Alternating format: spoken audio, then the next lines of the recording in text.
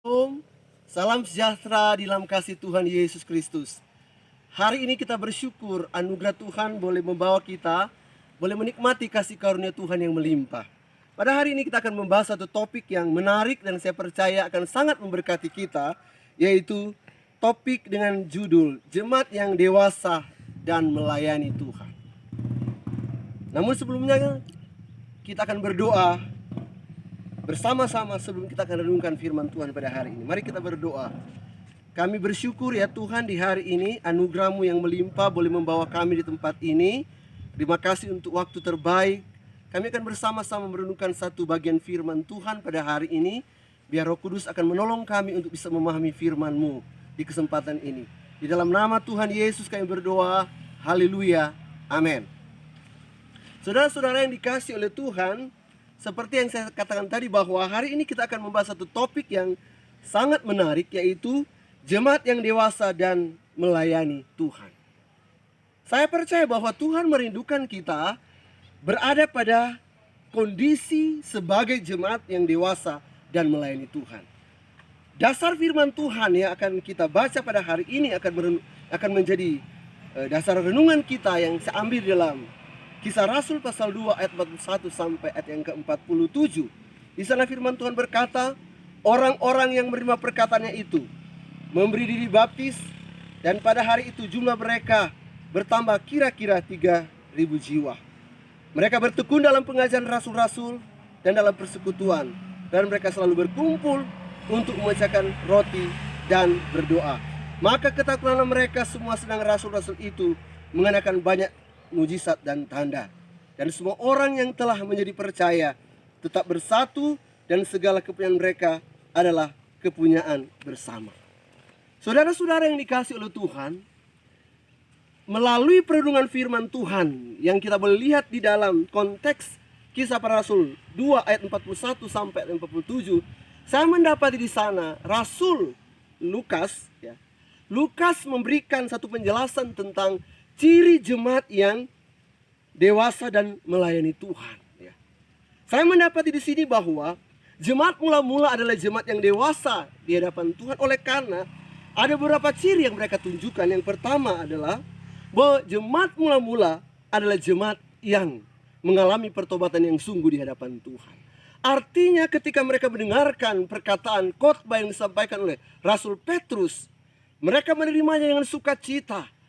Dan akhirnya ada iman bagi mereka untuk percaya kepada Yesus sebagai Mesias, Yesus sebagai Tuhan dan Juru Selamat. Kemudian jemaat mula-mula menunjukkan respon sebagai jemaat yang dewasa, ditandai dengan sikap hati mereka yang mau diajar oleh para rasul pada waktu itu. Mereka dikatakan bertekun dalam pengajaran rasul-rasul, artinya bahwa ada kesiapan untuk dididik, ada kesiapan untuk diajar. Kemudian ciri selanjutnya yang menunjukkan bahwa mereka adalah jemaat Tuhan yang sungguh-sungguh dewasa adalah mereka hidup dalam fellowship yang berkualitas. Mereka bersatu dalam fellowship, dalam ibadah yang sungguh di hadapan Tuhan. Inilah 3 ciri, 3 tanda jemaat yang dewasa, yaitu jemaat yang bertobat, jemaat yang siap diajar, jemaat yang terus hidup dalam fellowship yang berkualitas. Dan menarik sekali lagi bahwa jemaat mula-mula dikatakan bukan saja jemaat yang dewasa, tetapi ternyata juga jemaat mula-mula adalah jemaat yang melayani Tuhan. Di mana sikap mereka tunjukkan dalam kehidupan yang begitu menarik, ya. Sehingga dikatakan dalam ayat 47 bisa dikatakan bahwa mereka disukai semua orang. Tuhan menambah-nambahkan jumlah mereka dengan jiwa-jiwa yang bertobat pada waktu itu. Oleh karena ada sikap yang melayani yang ditunjukkan. Sikap yang pertama yang ditunjukkan oleh jemaat dalam kaitan mereka melayani di hadapan Tuhan adalah, yang pertama, mereka peduli satu dengan yang lain. Saudara-saudara yang dikasihi Tuhan, kepedulian dinyatakan dengan sikap di mana mereka menerima keadaan, kondisi jemaat yang lain yang pada waktu itu sedang berkekurangan. Konteks pada waktu itu menegaskan kepada kita bahwa ketika orang-orang Israel, orang-orang Yahudi percaya kepada Kristus, mereka mengalami yang namanya tekanan dari keluarga mereka. Mereka diusir dari keluarga mereka. Mereka tidak punya saudara selain orang-orang Kristen yang sudah bertobat pada waktu itu. Ada sikap yang peduli kepada jemaat yang lain. Kemudian sikap yang selanjutnya, sikap melayani yang ditunjukkan oleh umat Tuhan, gereja mula-mula adalah mereka mau berbagi kepada jemaat-jemaat lain yang berkekurangan. Saya sudah katakan tadi bahwa umat Israel, orang Yahudi ketika percaya kepada Kristus, mereka terisolasi. Mereka pada akhirnya disingkirkan. Secara otomatis kebutuhan makan, minum, pakai mereka bergumul dengan kondisi ini.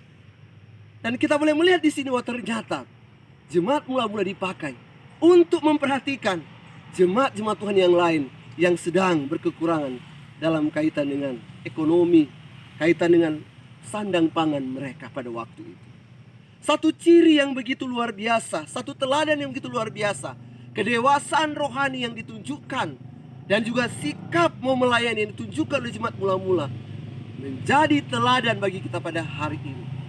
Di masa COVID-19 ini yang masih terus merebak, sebagai umat Tuhan kita diminta untuk menjadi umat Tuhan yang dewasa, umat Tuhan juga yang mau melayani.